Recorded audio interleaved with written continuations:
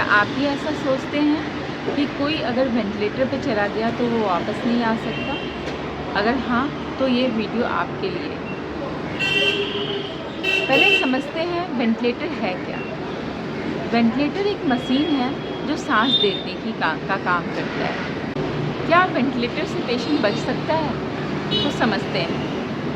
ऐसे पेशेंट, जवान पेशेंट जिनको कोई पुरानी बीमारी नहीं हो, जिनको अर्ली स्टेज है इन्फेक्शन का या अर्ली कोई डिजीज़ है, वो सब, या इम्यूनिटी जिसकी स्ट्रॉन्ग, इम्यूनिटी मतलब होता है बीमारियों से लड़ने की ताकत होती है हमारी बॉडी में, वो स्ट्रॉन्ग है।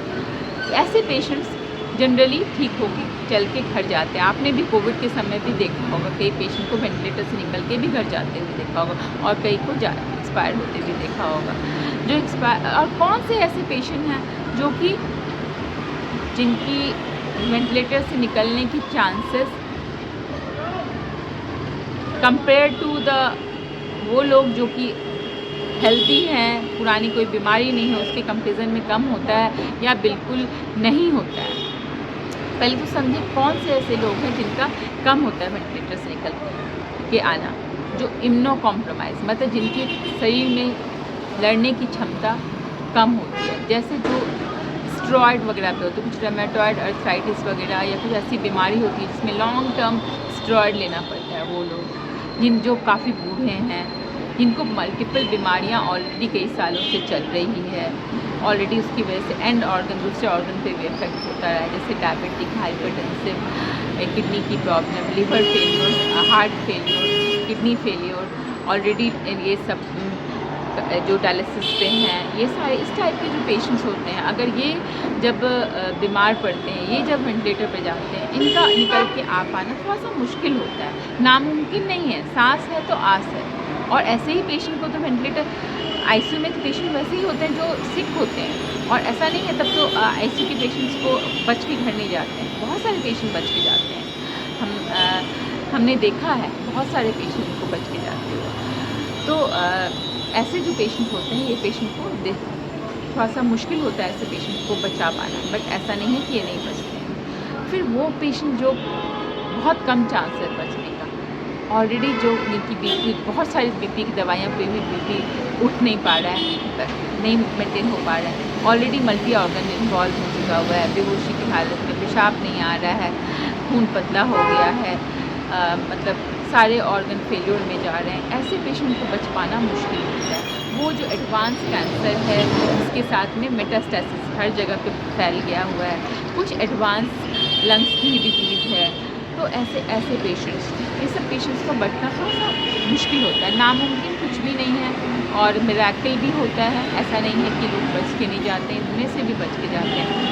फैमिली को ऐसे समय में क्या करना चाहिए? जब डॉक्टर बोले कि आपके पेशेंट को वेंटिलेटर पे डालने की ज़रूरत है, आपको क्या करना चाहिए? सबसे पहला, प्लीज़ घबराइए मत, संयम से काम लीजिए, डरिए मत, समझने की कोशिश कीजिए कि आपके पेशेंट को क्या हुआ है, क्यों वेंटिलेटर पे डालने की ज़रूरत है।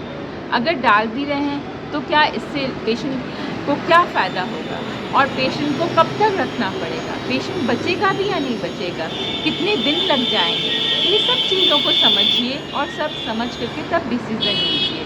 क्या ये वेंटिलेटर जो हम सपोर्ट कर रहे हैं इनके सांस को सपोर्ट करने से जो बाकी मेन बीमारी है वो रिकवर का चांसेस कितना है, इस चीज़ को समझने की कोशिश कीजिए। अगर हम इन चीज़ों को समझ करके, सब कुछ समझ के डिसीज़न लेंगे तो हम सही डिसीज़न ले पाएंगे। दूसरा चीज़, कभी भी आस मत छीनिए और पेशेंट का विल पावर को हरदम स्ट्रॉन्ग करके रखिए। जब भी पेशेंट से मिलने जाते हैं, अगर वो होश में है तो उससे पॉजिटिव बात कीजिए, उसे क्योंकि उसका विल पावर स्ट्रॉन्ग होगा तभी उसकी बॉडी में ताकत होगी कि इन बीमारियों से लड़ पाएगा, और तभी वो कोऑपरेट करेगा। अगर विल पावर ही नहीं होगा तो वो कोऑपरेट नहीं करेगा बाकी इलाज में साथ देने के लिए। तो उनके विल पावर को स्ट्रॉन्ग बना के रखिए। और क्या कर सकते हैं आप? You can take second opinion, summary लीजिए, पेशेंट से बोलिए, डॉक्टर को बोलिए कि मुझे आप समरी दीजिए और मैं दूसरे डॉक्टर से भी इस बीमारी के बारे में जानना चाहूँगी, ये आपका अधिकार है। तो ये समझिए कि हर एक वो पेशेंट जो वेंटिलेटर पे जाता है, ऐसा नहीं है कि वो मर ही जाता है, वो घर भी लौट के जा सकता है, वो ठीक होके भी जा सकता है। वेंटिलेटर एक सपोर्ट सिस्टम है, ना कि मौत का कुआं, ठीक है। एक वो सपोर्ट सिस्टम, मान लीजिए आपका, मैं एक एग्जांपल देके ख़त्म करना चाहूँगी। मान लीजिए आपका पैर टूट गया, आपके पैर में फ्रैक्चर हो गया। अब जब तक आपका ये फ्रैक्चर ठीक होगा तब तक आपको बोला जाता है कि आप इस पे ज़्यादा आप भार मत दीजिए, और आपको एक क्रंचेस दे दिया, एक लाठी दे जाता है, एक सपोर्ट के लिए कुछ दे दिया जाता है, या व्हील चेयर पर बैठा कि व्हील चेयर के यूज़ की। इसका मतलब ये नहीं कि व्हील चेयर की वजह से आप जो है अपाहिज हैं, है ना। व्हील चेयर तो आपको सपोर्ट कर रहा है क्योंकि आपका पाँव टूटा हुआ है ना। पाँव जब आपका ठीक हो जाएगा तो व्हील चेयर हट जाएगा। जब तक पाँव नहीं ठीक होता है तब तक व्हील चेयर पे आप हैं, है ना।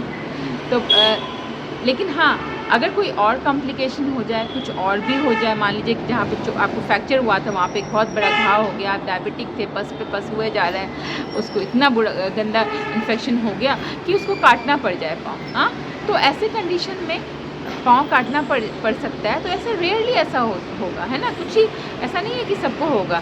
हर एक, बहुत सारे आपने देखे होंगे फ्रैक्चर होता है, पेशेंट ठीक, फिर लोग का हील भी हो जाता है और आराम से पैर पे अपने चलने भी लगते हैं। लेकिन कुछ ऐसे परसेंटेज लोग भी होंगे जिनके पैर काटने भी पड़ सकते हैं, है ना।